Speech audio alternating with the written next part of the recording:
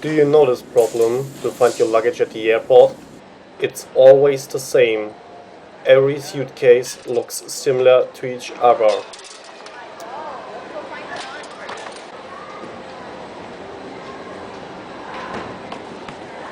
So today I have to find a solution for this.